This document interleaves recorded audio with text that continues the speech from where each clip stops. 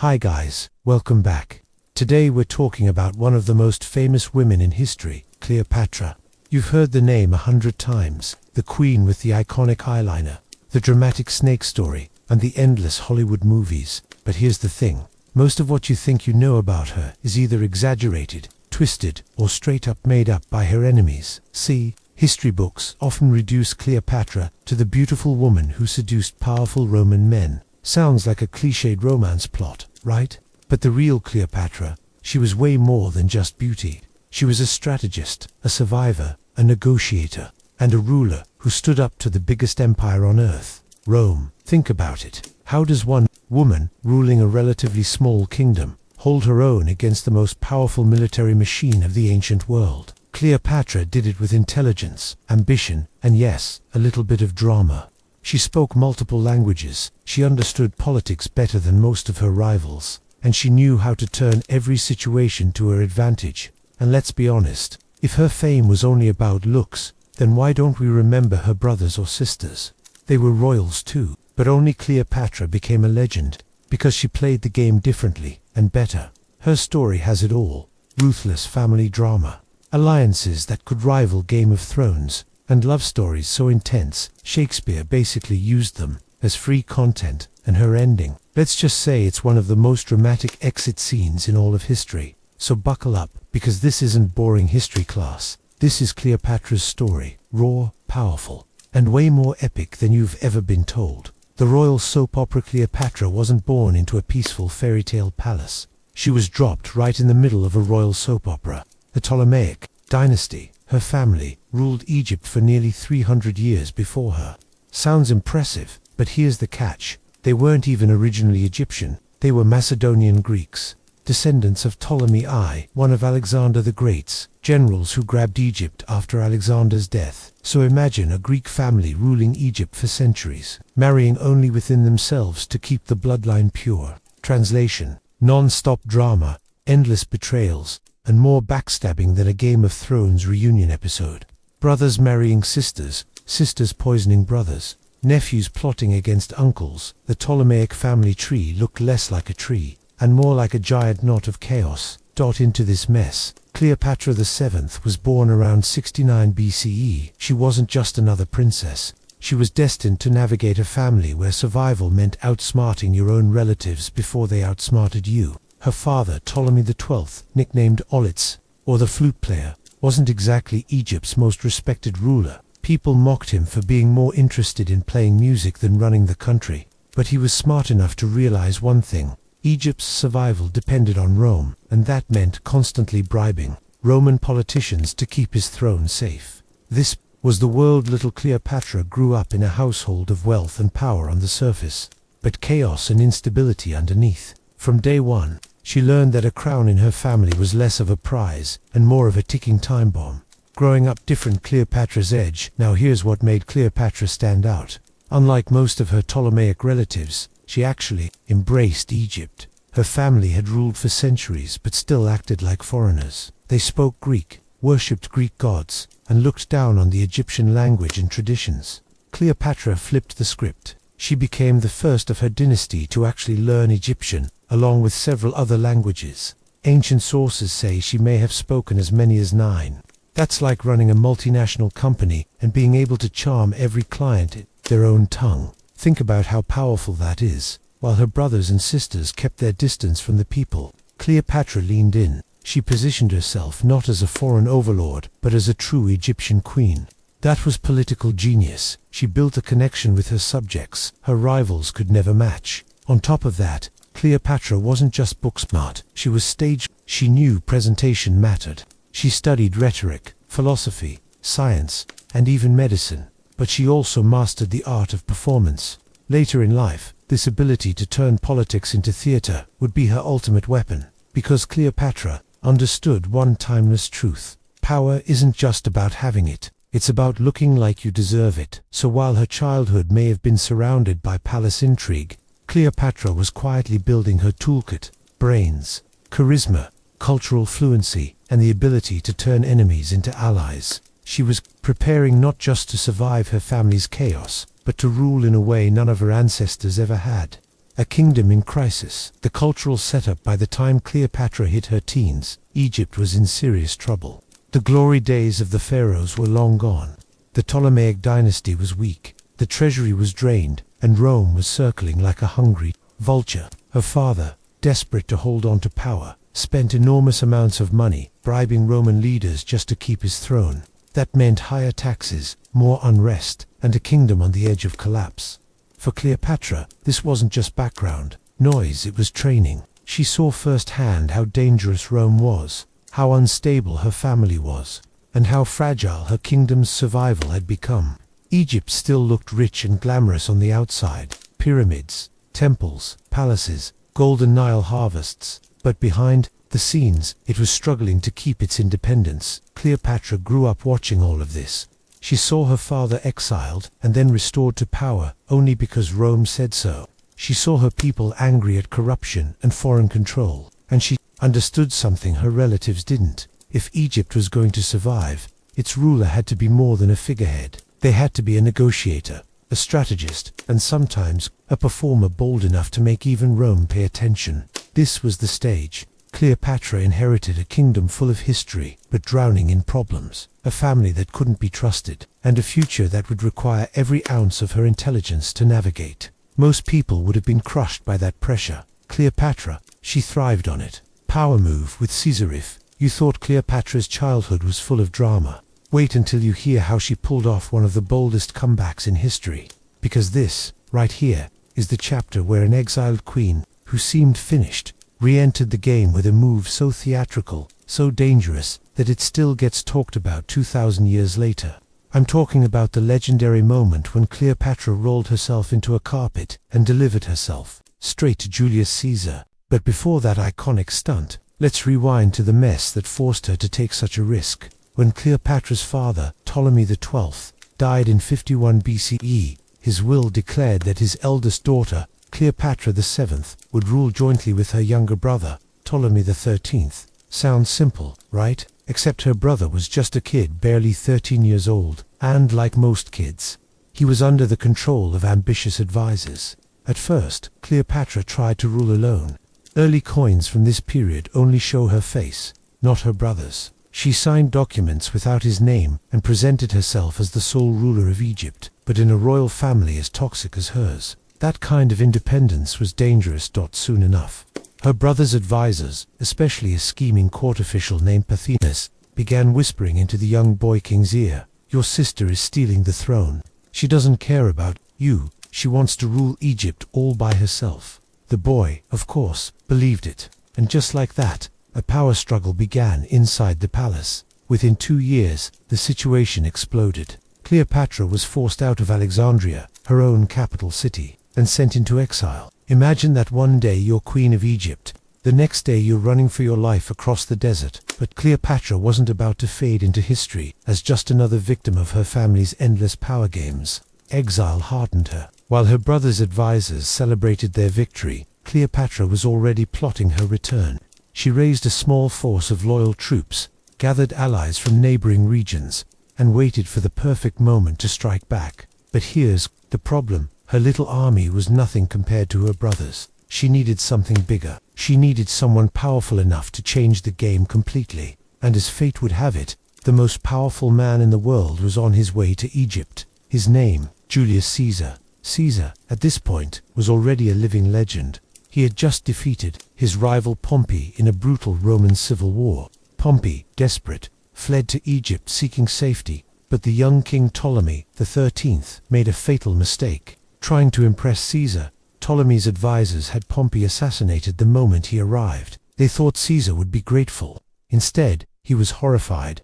Caesar respected Pompey as a great Roman leader, even if they had been enemies. When Pompey's severed head was presented to him, Caesar reportedly turned away in disgust. Now, Caesar was in Alexandria, furious with Ptolemy's regime but too powerful to challenge openly. Cleopatra saw her chance. If she could meet Caesar, explain her side, and maybe, just maybe, win him over, she wouldn't just get her throne back, she would have Rome itself behind her.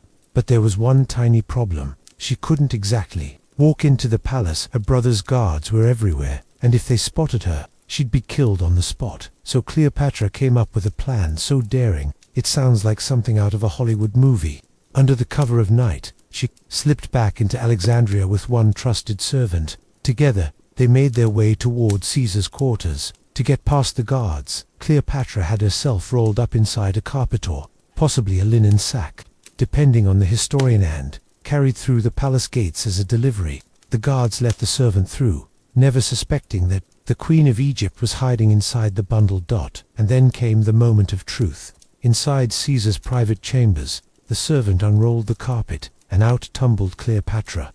Not just alive, but radiant, bold, and completely in control of the moment. Think about the psychology here. Caesar, the most powerful man alive, used to endless ambassadors and political speeches, suddenly sees a young queen literally emerge at his feet, smiling, daring, and confident enough to risk her life just to meet him face to face. It was unforgettable. That single act changed Cleopatra's destiny.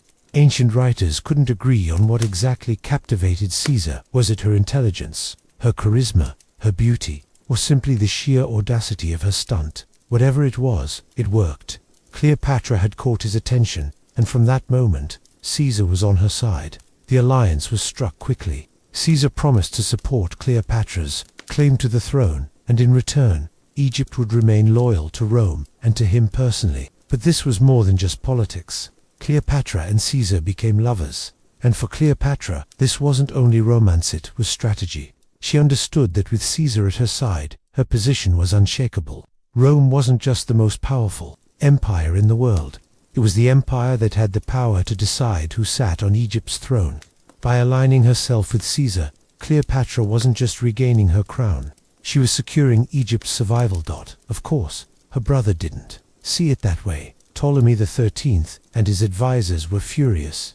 Almost immediately, Alexandria erupted into civil war. Caesar and Cleopatra's forces held the palace district, while Ptolemy's army controlled the rest of the city. The fighting was intense, with bloody street battles that left Alexandria scarred. Some historians believe part of the Great Library of Alexandria may have been destroyed in the chaos. Caesar himself was nearly killed when he tried to stop the city's ships from falling into enemy hands. But in the end, Cleopatra's gamble paid off. Ptolemy XIII was defeated and, while trying to escape across the Nile, drowned in the river. Cleopatra, at just 22 years old, emerged victorious. She was restored as Queen of Egypt, this time with Caesar's blessing. Her younger brother, Ptolemy XIV, was declared ruler. But make no mistake, Cleopatra was firmly in charge. The story doesn't end there. Cleopatra gave birth to a son, Ptolemy XV, nicknamed Caesarion, Little Caesar. Whether or not Caesar officially recognized him, the message was clear. This child was the living symbol of an alliance between Rome and Egypt. Cleopatra had done more than survive. She had tied her dynasty directly to the most powerful man in the world, and Cleopatra wasn't shy about celebrating it. In Egypt, she presented herself as the reincarnation of the goddess Isis, a divine ruler whose child was the son of a god. In Rome, she dazzled audiences with her wealth, her intelligence, and her ability to hold her own in Caesar's company. She was no longer just a queen on the defensive. She was a global player, someone who could stand beside Caesar and command attention wherever she went. What makes this chapter so fascinating is how much of it hinged on one decision. Cleopatra could have tried to negotiate through envoys. She could have stayed in exile. She could have waited for Rome's politics to settle. But instead, she rolled the dice, literally rolled herself into a carpet and bet everything on one face-to-face meeting, and that gamble didn't just save her throne, it cemented her legend. So the next time you hear Cleopatra's name, don't just picture the makeup, the Hollywood glamour, or the snake bite. Remember the young queen who refused to give up, who turned exile into opportunity, and who understood, better than anyone, that power isn't given, it's taken. And sometimes, it's taken by rolling yourself right into the room where history is being made. The queen's persona. Now let's talk about the Cleopatra you think you know. Because if I say her name, what comes to mind? The eyeliner, the golden headdress, the luxurious baths in milk. Right, the femme fatale who seduced two of the most powerful men in Roman history. Well, here's the twist. Much of that image is myth, propaganda, and Hollywood glitter. But hidden behind the layers of exaggeration is the real Cleopatra, the strategist, who built her persona like a brand, using every weapon she had, from beauty rituals to intellect, to keep her throne and her legend alive. Let's start with the most obvious part of her legacy, her beauty. People have been obsessed with Cleopatra's looks for over 2,000 years. Roman writers painted her as this irresistible siren whose beauty alone toppled great generals. Hollywood doubled down, casting glamorous actresses with perfect eyeliner and silky voices. But if you look at ancient coins minted during her reign, you'll notice something surprising. Cleopatra didn't have the movie star beauty we're used to. Her nose was strong, her chin a little sharp, her features distinct. She wasn't some flawless goddess carved from marble. So how did she build the reputation of being the most desirable woman in the ancient world? Simple. Cleopatra understood something: timeless beauty is power. But it's not about perfection, it's about presentation. She knew how to use style to control perception. She leaned into bold eyeliner, not just for aesthetics, but for symbolism. The thick, kohl-lined eyes, that was Egyptian tradition, tied to the gods, Horus and Ra. When she walked into a room, she wasn't just a woman, she was Egypt personified, divine, untouchable. Her clothes blended Greek and Egyptian fashion, signaling to both groups that she belonged to them. Her fragrance, her makeup, her jewelry, everything was deliberate, curated to create awe. And then there's the famous milk bath myth. You've heard it. Cleopatra bathed in donkey milk to keep her skin soft and youthful. Is it true? Well, historians debate it. Milk does contain lactic acid, which works as a natural exfoliant, so it's possible Cleopatra experimented with it. But donkey milk by the bathtub full? More likely, this was later gossip, exaggerated to show her as decadent and indulgent. The truth is, Cleopatra lived in a culture where perfumes, oils, and skin treatments were highly developed. Egyptians had recipes for everything: rose water tonics, honey masks, even anti-wrinkle creams. Cleopatra probably did indulge in some of these, but more importantly, she weaponized the idea of beauty rituals. She made herself larger than life. That brings us to another crucial point: myth-making. Much of what we think we know about Cleopatra comes from her enemies. The Romans hated her. To them, she wasn't a brilliant leader defending her kingdom. She was a dangerous foreign temptress, luring their generals away with sex and luxury. They spread propaganda calling her manipulative, immoral, and decadent. Roman poets mocked her as a drunken queen who corrupted noble Roman men. This wasn't just sexism, it was politics. By painting Cleopatra as a villainess, they justified conquering Egypt and destroying her dynasty. Fast forward a few centuries, and the myth only grew. Painters, playwrights, and eventually Hollywood turned her into the ultimate femme fatale. Elizabeth Taylor in that iconic 1963 movie. Stunning, yes. Accurate, not at all, but effective. Cleopatra's name became shorthand for beauty, seduction, and mystery. And here's the genius part: Cleopatra herself started that branding. She leaned into spectacle. She turned meetings into performances. She knew how to enter a room and leave people stunned. One famous example: when she first met Mark Antony years later, she didn't just walk in casually. Oh no, she sailed up the river in a golden barge, dressed as the goddess Isis, with purple sails billowing and musicians playing. Antony wasn't meeting a politician, he was meeting a living goddess. That's not just theater, that's psychological warfare. But here's the thing the Romans didn't want to admit. Cleopatra's real weapon wasn't her beauty, it was her intellect. Cleopatra was, by every account, brilliant. She spoke multiple languages, and sources say 9 or more. Greek, Egyptian, Hebrew, Aramaic, maybe even Latin. That meant she could negotiate with foreign envoys directly, without translators twisting her words.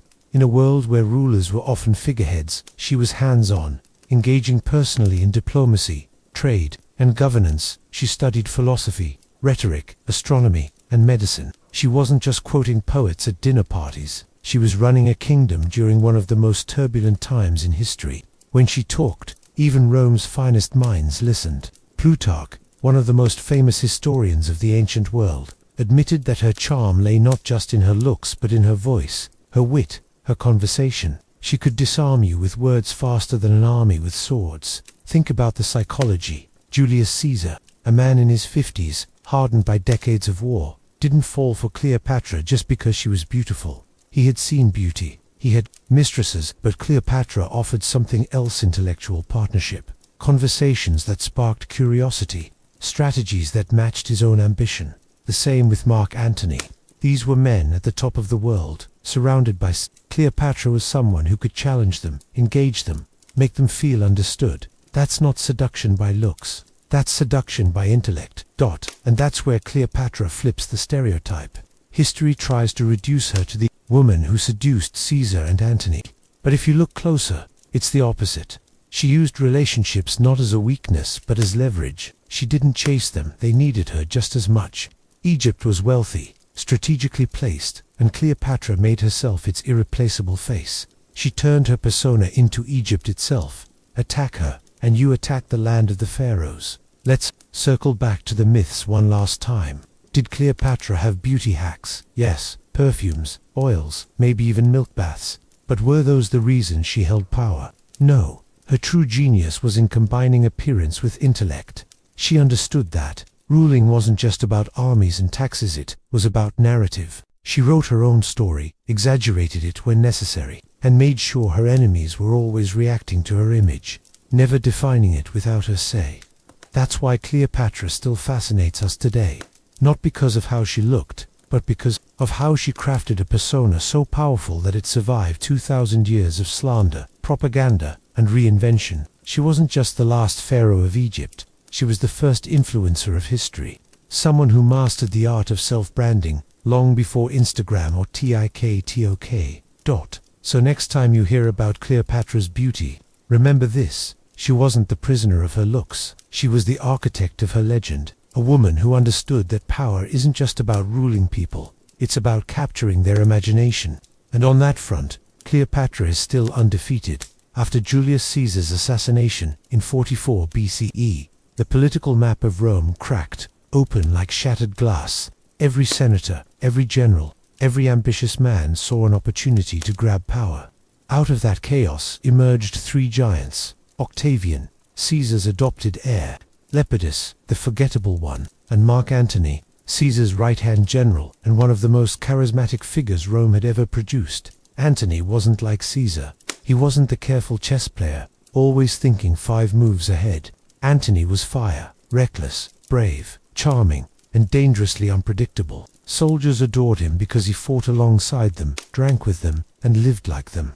Politicians feared him because he didn't play by their rules. And Cleopatra, she saw him as the man who could keep Egypt safe at a time when Rome was hungry for conquest.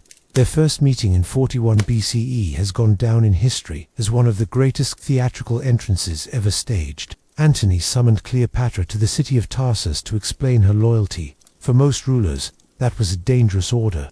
It meant come bow down or prepare for war. But Cleopatra didn't arrive as a nervous queen. She arrived as a goddess. Picture the scene: the Kidness River shimmering in the Anatolian sun. Down the water floats a golden barge, sails dyed purple, oars of silver flashing with every stroke. Perfumes drifted across the banks so thick that people claimed they could smell Cleopatra before they could see her.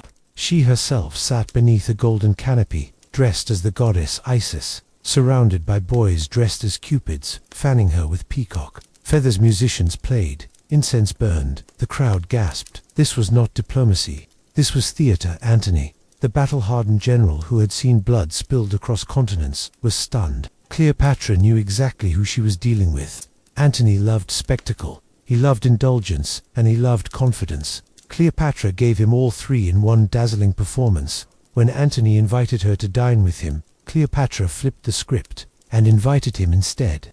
Her feast wasn't a meal, it was a declaration. Golden couches, jewel-studded goblets, exotic dishes never tasted in Rome. It wasn't Antony, the Roman general, being entertained. It was Antony, the guest of Egypt's goddess queen. And here's the thing. Cleopatra's magic wasn't just in her beauty. Ancient sources, even the ones hostile to her, agree on this. Plutarch said her charm lay in her presence, her wit, her ability to make anyone feel like the most important person in the room. Her voice, her quick thinking, her playful confidence, all of it worked like a spell. Antony wasn't just seduced, he was enthralled. By the end of that summer, Antony had traded Rome's harsh politics for Alexandria's pleasures. Imagine the scandal back home. One of Rome's most powerful generals lounging in Egypt, drinking, feasting, dressing like a Greek, and following the lead of a foreign queen. Roman writers sneered that Antony had been bewitched, enslaved by Cleopatra's beauty. But the truth was far sharper. Cleopatra wasn't enslaving Antony, she was partnering with him, because behind the wine, the banquets, and the silk sheets was hard politics. Antony needed Egypt's money. His campaigns against Parthia, Rome's eastern rival, were expensive, and Cleopatra's treasury was bursting with the wealth of the Nile. Cleopatra, on the other hand, needed Antony's muscle. Rome's shadow loomed over Egypt, and without a powerful Roman ally, she risked being swallowed like so many other kingdoms. Their love affair was passion, yes, but it was also strategy. Life in Alexandria became infamous. Cleopatra and Antony formed what ancient gossip called the Inimitable Livers Club, a group dedicated to outlandish feasts, games, and pranks. One famous story tells of Antony trying to impress Cleopatra with his fishing skills. Secretly, he had a diver hook pre-caught fish onto his line so he could haul them up triumphantly. Cleopatra saw through the trick, and the next day, she ordered her divers to attach a salted fish from the marketplace to Antony's hook. When he proudly reeled it in, the whole court burst into laughter. That was their dynamic, playful, daring, and competitive, but always with Cleopatra one step ahead. But don't let the laughter fool you. These games were also politics. Cleopatra understood that Antony needed more than an ally, needed to feel at home in Egypt, to feel like a king. By giving him that, she bound him closer. And Antony, in return, gave her more than protection. He gave her legitimacy. Together, they weren't just a queen and her lover. They were partners in empire. By 40 BCE, Cleopatra had given birth to twins, Alexander Helios and Cleopatra Selene. For her, this wasn't just personal, it was dynastic. Each child was a living symbol of the union between Rome and Egypt, between Antony and Cleopatra, with Caesarion her son by Julius Caesar, and now Antony's children. Cleopatra had woven her family into the fabric of Rome's future. Back in Rome, though, storm clouds were gathering. Antony's enemies whispered that he had gone soft, corrupted by luxury, and manipulated by Cleopatra's wiles. Octavian, Caesar's adopted son, sharpened the propaganda knife. He painted Cleopatra as a foreign temptress, and Antony as her drunken puppet. And yet, Antony didn't abandon her. He returned to Rome briefly, married Octavia, Octavian's sister, to smooth politics. But his heart and his ambition remained tied to Cleopatra. Cleopatra, meanwhile, played her role to perfection. In Egypt, she wasn't just queen, she was Isis reborn, a living goddess. With Antony at her side, she wasn't a widow clinging to Caesar's memory. She was a woman building a new dynasty, one that could rival Rome itself. Their story, by this point, was already larger than life. Love wrapped in politics, politics wrapped in love. And as Octavian's shadow grew longer, the stakes for Antony and Cleopatra grew higher, because the world wasn't big enough for both Rome's rising star and Egypt's immortal queen. And that, my friends, was only the beginning of their storm. By 36 BCE, Mark Antony had chosen his path. His marriage to Octavia in Rome was little more than a political bandage. His true loyalty, his heart, his ambition, his destiny lay with Cleopatra in Alexandria. Together, they imagined a future where Rome's dominance would not swallow Egypt, but where Egypt could stand as a partner, even a rival. For Antony, this meant bold risks. He launched a campaign against Parthia, Rome's great eastern enemy. But unlike Caesar, Antony lacked discipline. The campaign was a disaster. His troops suffered heavy losses, morale collapsed, and Antony limped back to Egypt humiliated. Yet, Cleopatra turned defeat into resilience. She offered him money, supplies, and comfort, spinning his failure into a narrative of survival. In her presence, Antony was never broken, only preparing for the next strike. And Cleopatra gave him more than comfort. She gave him a vision. In 34 BCE, the lovers staged one of the most audacious political spectacles of the ancient world. The donations of Alexandria. In a lavish ceremony inside the city's gymnasium, Antony and Cleopatra appeared on golden thrones, dressed as Dionysus and Isis. Before a crowd of Alexandrians, Antony distributed eastern lands to Cleopatra's children. Caesarion, her son with Julius Caesar, was declared king of kings. Alexander Helios received Armenia. Cleopatra Selene was given Libya and Cyprus. This was no mere family pageant. It was a statement. A new dynasty was rising, one that would challenge Rome's monopoly on power. To Octavian, back in Italy, this was treason wrapped in silk. Antony, a Roman general, was crowning foreign children with Roman territories, and worse, he was presenting Caesarion as the legitimate heir of Julius Caesar, undermining Octavian's claim. The propaganda war ignited. Octavian sharpened his image as the defender of Rome against a dangerous foreign queen. Cleopatra, he declared, was not a ruler but a witch who had enslaved Antony with her sorcery. Antony, once Rome's hero, was painted as her drunken puppet. Roman poets and politicians spread lurid tales, orgies in Alexandria, Antony dressed as a slave, Cleopatra drinking pearls dissolved in vinegar. Whether true or not didn't matter, the story stuck. By 32 BCE, the alliance between Octavian and Antony snapped. The Senate stripped Antony of his powers, and war was declared not against Antony alone, but against Cleopatra. Octavian understood the optics. Rome could forgive a rogue general, but a foreign queen threatening their supremacy, that was intolerable. The decisive clash came at the Battle of Actium in 31 BCE, on the western coast of Greece. Antony and Cleopatra's fleet faced Octavian's navy, commanded by Agrippa. Cleopatra brought 200 ships, gleaming with Egyptian wealth. Antony's forces were formidable, but Octavian's strategy was patient and relentless. The battle dragged on, smoke and chaos choking the sea. And then came the moment that has haunted historians ever since. Cleopatra's fleet suddenly broke away, sails unfurling, turning south toward Egypt. Some say it was pre-planned, others say it was panic. Antony, torn between his duty as a general and his devotion to Cleopatra, made the fateful choice. He abandoned the fight and followed her. With their leader gone, Antony's forces crumbled. Octavian claimed victory, and the propaganda machine spun harder than ever. Antony had betrayed Rome for the sake of a woman. Cleopatra was painted as the serpent of the Nile, dragging him to ruin. Back in Alexandria, the lovers prepared for the inevitable. They tried to rebuild their power, but Octavian's forces closed in. Desertions piled up. Support evaporated. Even allies who once swore loyalty melted away. By the summer of 30 BCE, Octavian marched into Egypt itself. What followed was the tragic finale of one of history's greatest love stories. Antony, misled by false reports that Cleopatra had already taken her own life, fell on his sword. Gravely wounded, he was carried to Cleopatra's mausoleum, where she had barricaded herself. In a scene that ancient writers describe with haunting detail, Antony died in Cleopatra's arms, his blood staining her robes. Cleopatra's fate was now in Octavian's hands. Rome wanted her alive, paraded through the streets in chains as a conquered queen, but Cleopatra refused to be humiliated. She dressed in her finest royal garments, prepared her tomb, and left the world with one final act of defiance. The details of her death remain shrouded in mystery. The most famous version tells of an asp, a venomous Egyptian snake, smuggled to her in a basket of figs. She held it to her breast, allowing it to strike. Other accounts suggest poison hidden in a comb or ointment. However it happened, Cleopatra died on her terms, a queen until the end. When Octavian entered her chambers, he found her lifeless, lying beside two of her mates. The last pharaoh of Egypt was gone. With Cleopatra's death, Egypt was absorbed into Rome's empire.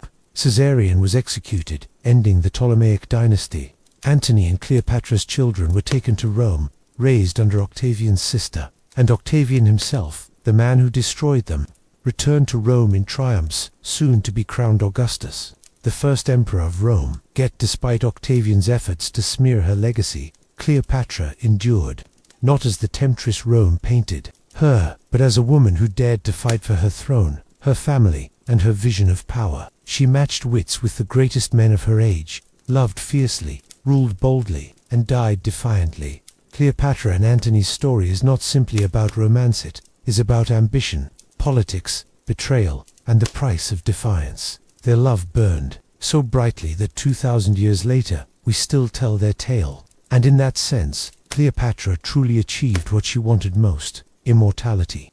Cleopatra's life had always been theater, but her death became legend. When the armies of Octavian stormed into Alexandria in 30 BCE, the queen who had defied Rome for nearly 2 decades found herself cornered.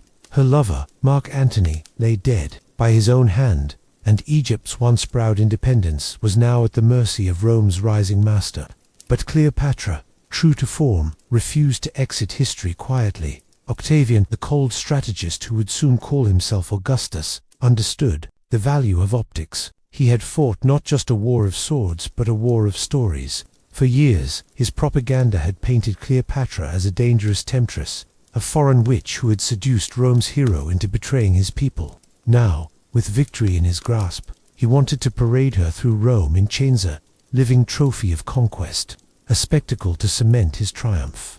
But Cleopatra understood the power of image even better than Octavian. She had spent her reign crafting herself as Isis incarnate, as a goddess queen, as the living embodiment of Egypt. To be dragged through Rome like a common prisoner would destroy that image. And so, she chose a different ending, one that would turn defeat into eternal legend. The famous asp story, the most famous version of her death, comes from Roman writers like Plutarch and Dio Cassius. According to them, Cleopatra arranged for a basket of figs to be smuggled into her guarded chambers.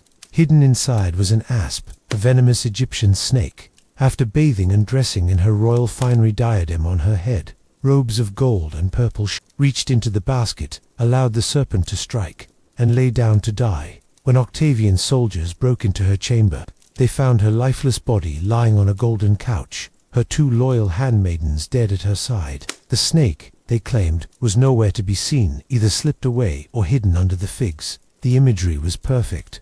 A queen who had called herself Isis now died by the bite of an animal sacred to Egyptian symbolism. The asp represented rebirth and protection, a fitting companion in death. To Egyptians, this was not defeat, it was transcendence. Cleopatra had become one with her gods, slipping beyond Rome's grasp. But historians have long debated, was it true? Could an asp even have been smuggled in? And why would Cleopatra choose such a painful, uncertain death, when quicker, surer poisons existed?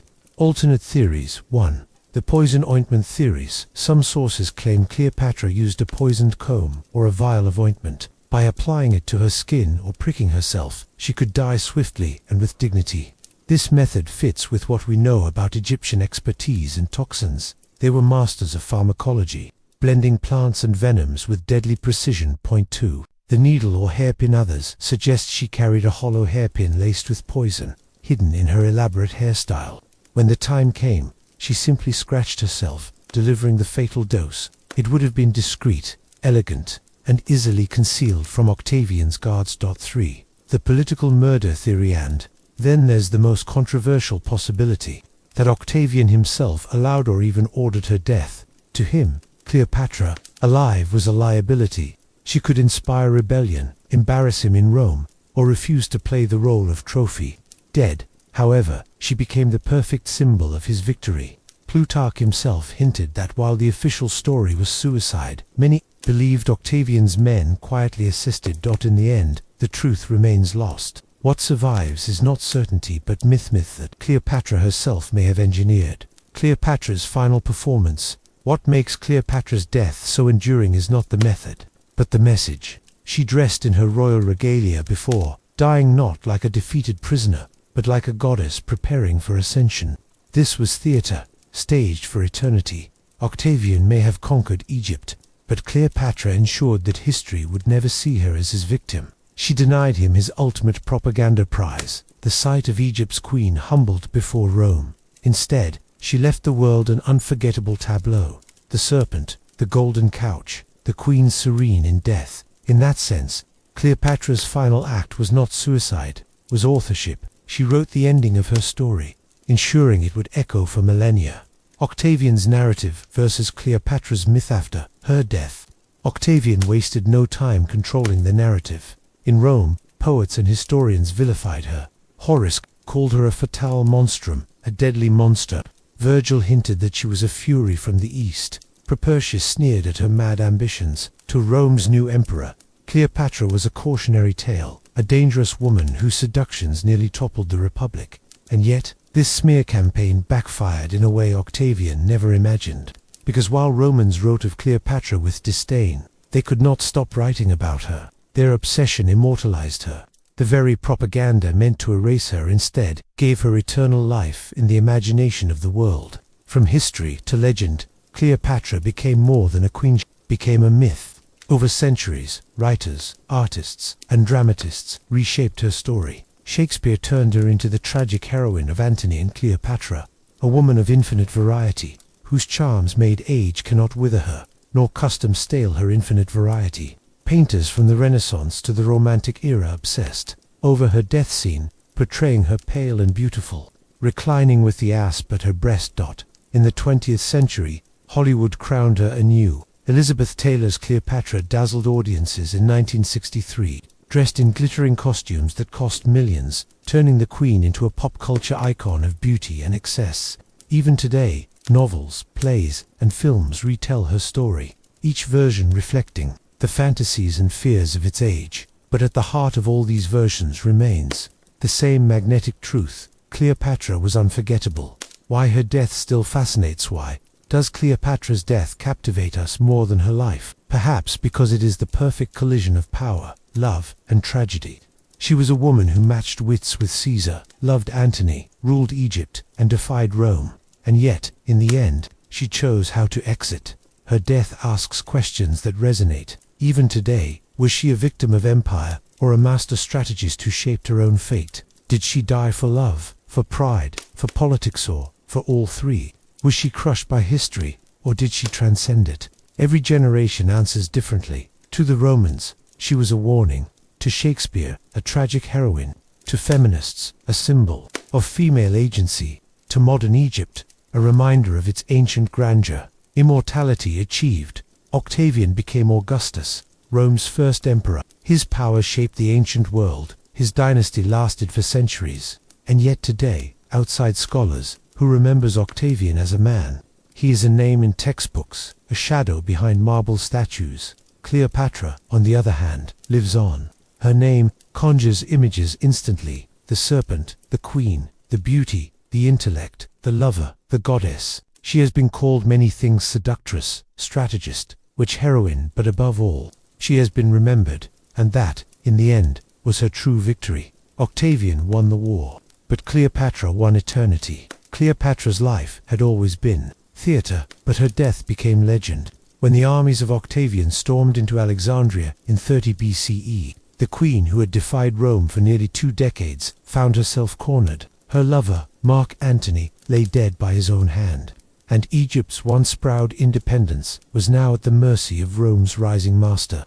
But Cleopatra, true to form, refused to exit history quietly. Octavian, the cold strategist who would soon call himself Augustus, understood the value of optics. He had fought not just a war of swords, but a war of stories. For years, his propaganda had painted Cleopatra as a dangerous temptress, a foreign witch who had seduced Rome's hero into betraying his people. Now, with victory in his grasp, he wanted to parade her through Rome in chains, a living trophy of conquest, a spectacle to cement his triumph. But Cleopatra understood the power of image even better than Octavian. She had spent her reign crafting herself as Isis incarnate, as a goddess queen, as the living embodiment of Egypt. To be dragged through Rome like a common prisoner would destroy that image. And so, she chose a different ending, one that would turn defeat into eternal legend. The famous asp story, the most famous version of her death, comes from Roman writers like Plutarch and Dio Cassius. According to them, Cleopatra arranged for a basket of figs to be smuggled into her guarded chambers. Hidden inside was an asp, a venomous Egyptian snake. After bathing and dressing in her royal finery diadem on her head, robes of gold and purple, she reached into the basket, allowed the serpent to strike, and lay down to die. When Octavian's soldiers broke into her chamber, they found her lifeless body lying on a golden couch, her 2 loyal handmaidens dead at her side. The snake, they claimed, was nowhere to be seen, either slipped away or hidden under the figs. The imagery was perfect. A queen who had called herself Isis now died by the bite of an animal sacred to Egyptian symbolism. The asp represented rebirth and protection, a fitting companion in death. To Egyptians, this was not defeat, it was transcendence.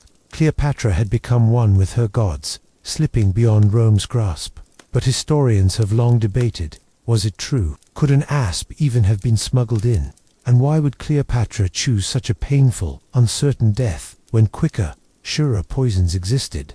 Alternate theories. 1. The poison ointment theories. Some sources claim Cleopatra used a poisoned comb or a vial of ointment. By applying it to her skin or pricking herself, she could die swiftly and with dignity. This method fits with what we know about Egyptian expertise in toxins.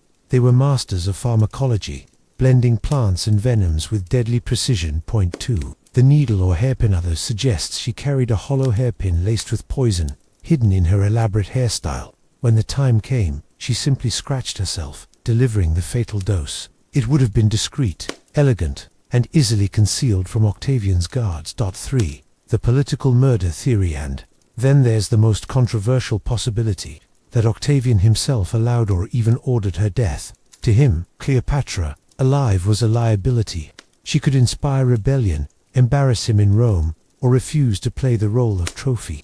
Dead, however, she became the perfect symbol of his victory.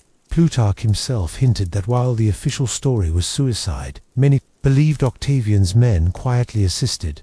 In the end, the truth remains lost. What survives is not certainty, but myth that Cleopatra herself may have engineered.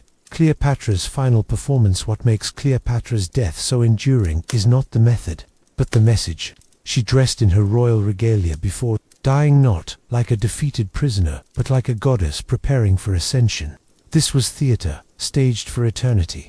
Octavian may have conquered Egypt, but Cleopatra ensured that history would never see her as his victim. She denied him his ultimate propaganda prize, the sight of Egypt's queen humbled before Rome. Instead, she left the world an unforgettable tableau: the serpent, the golden couch, the queen serene in death. In that sense, Cleopatra's final act was not suicide, it was authorship. She wrote the ending of her story, ensuring it would echo for millennia. Octavian's narrative versus Cleopatra's myth. After her death, Octavian wasted no time controlling the narrative. In Rome, poets and historians vilified her. Horace called her a fatale monstrum, a deadly monster.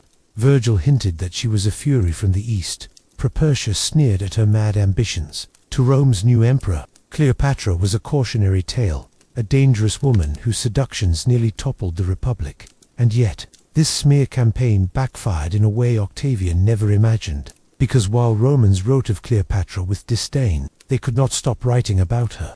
Their obsession immortalized her. The very propaganda meant to erase her instead gave her eternal life in the imagination of the world. From history to legend, Cleopatra became more than a queen, became a myth. Over centuries, writers, artists, and dramatists reshaped her story. Shakespeare turned her into the tragic heroine of Antony and Cleopatra, a woman of infinite variety, whose charms made age cannot wither her, nor custom stale her infinite variety. Painters from the Renaissance to the Romantic era obsessed over her death scene, portraying her pale and beautiful, reclining with the asp at her breast. In the 20th century, Hollywood crowned her anew. Elizabeth Taylor's Cleopatra dazzled audiences in 1963, dressed in glittering costumes that cost millions, turning the queen into a pop culture icon of beauty and excess. Even today, novels, plays, and films retell her story, each version reflecting the fantasies and fears of its age. But at the heart of all these versions remains the same magnetic truth: Cleopatra was unforgettable. Why her death still fascinates. Why does Cleopatra's death captivate us more than her life? Perhaps because it is the perfect collision of power, love, and tragedy. She was a woman who matched wits with Caesar, loved Antony, ruled Egypt, and defied Rome. And yet, in the end, she chose how to exit. Her death asks questions that resonate. Even today, was she a victim of empire, or a master strategist who shaped her own fate? Did she die for love, for pride, for politics, or for all three? Was she crushed by history, or did she transcend it? Every generation answers differently. To the Romans, she was a warning. To Shakespeare, a tragic heroine. To feminists, a symbol of female agency. To modern Egypt, a reminder of its ancient grandeur. Immortality achieved, Octavian became Augustus, Rome's first emperor. His power shaped the ancient world. His dynasty lasted for centuries. And yet today, outside scholars, who remembers Octavian as a man, he is a name in textbooks, a shadow behind marble statues. Cleopatra, on the other hand, lives on. Her name conjures images instantly: the serpent, the queen, the beauty, the intellect, the lover, the goddess. She has been called many things: seductress, strategist, witch, heroine, but above all, she has been remembered, and that, in the end, was her true victory. Octavian won the war, but Cleopatra won eternity, and that, my friends, was the story of Cleopatra, the last pharaoh of Egypt, a woman who lived more than 2,000 years ago, yet still refuses to fade into silence. Her life was not just a tale of beauty or romance, it was about strategy, ambition, and the fight for survival in a world that tried to write her off. Think about it. Cleopatra went head-to-head with Julius Caesar, partnered with Mark Antony, challenged Octavian, the man who would become Augustus, Rome's first emperor, and, even in death, she denied her enemies the satisfaction of parading her as a trophy. She lost the battle for Egypt, but she won something even greater: immortality and memory. What makes her story so fascinating is not just the politics and power games, but the way she continues to shape our imagination. From Shakespeare's stage to Elizabeth Taylor's dazzling Hollywood portrayal, from dusty Roman scrolls to modern feminist reinterpretations, Cleopatra has lived 1,000 lives. Every generation rediscovers her, reinvents her, and reclaims her. But here's the question: who was the real Cleopatra? Was she truly the dangerous seductress Rome accused her of being, or a brilliant ruler who outmaneuvered her enemies until the very end? Was she defined by her relationships with powerful men, or were those men forever changed because of her? That's where I want you to come in. Drop your thoughts in the comments. Do you see Cleopatra more as a political genius or as a tragic lover? Was she a victim of Roman propaganda, or did she consciously play into the myth to secure her legacy? And if Cleopatra lived today, in our era of media and image building, do you think she'd still be misunderstood, or would she thrive even more as the master of spectacle? Your answers matter, because Cleopatra's story isn't finished. History isn't a dead record. It's a conversation we keep having, shaping the way we understand power, identity, and humanity itself. And if you've made it this far in the video, you know what to do. Hit that like button if you enjoyed diving into Cleopatra's world. And don't forget to subscribe, because we have so many more legendary stories coming your way. From emperors to rebels, kings to forgotten Queen Zul. Get it all here. Before we close, let me leave you with one final thought. Octavian won the war, but Cleopatra won something he could never touch: the imagination of the world. Empires rise and fall, names fade, but her story lives on. And maybe that's the true mark of greatness, not just ruling a kingdom, but ruling time itself. So tell me, do you think Cleopatra's greatest power was her throne, or her myth? I'll be reading your comments. See you in the next one.